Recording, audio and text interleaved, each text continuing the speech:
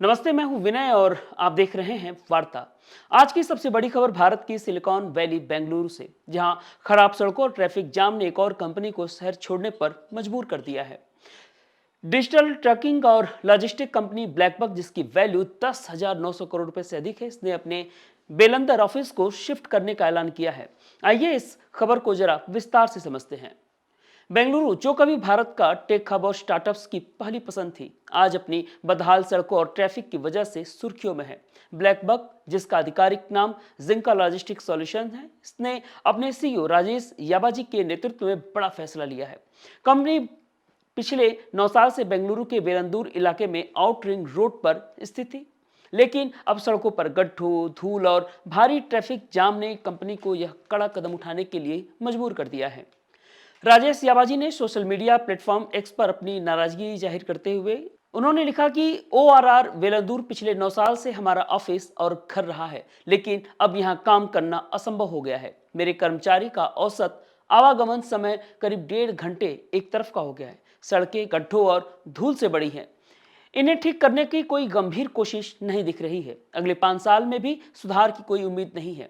इस पोस्ट ने social media पर तहलका मचा दिया और हैशटैग बेंगलुरु पैथलॉस ट्रेंड कर रहा है।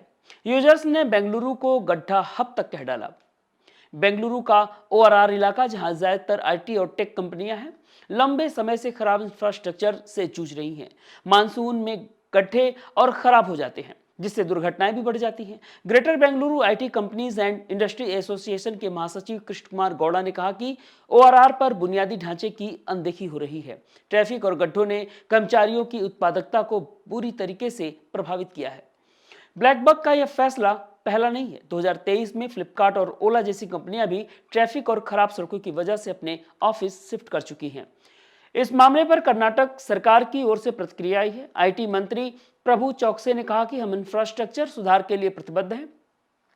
ब्लैकबक के साथ हमारी बातचीत जारी है, लेकिन विपक्ष ने सरकार पर तीखा हमला बोला है। उनका कहना है कि बेंगलुरु अब सिलिकॉन वैली से सिलिकॉन क्रेटर बन चुका है। सरकार ने वादा किया कि 2026 तक ओआरआर को अपग्रेड किया जाएगा, लेकिन कंपनियों का धैर्य अब जवाब दे रहा है। ब्लैकबक, जो 2015 में स्थापित हुई, सैकड़ों कर्मचारियों को रोजगार देती है और भारत के लॉजिस्टिक्स सेक्टर में अहम भूमिका निभाती है।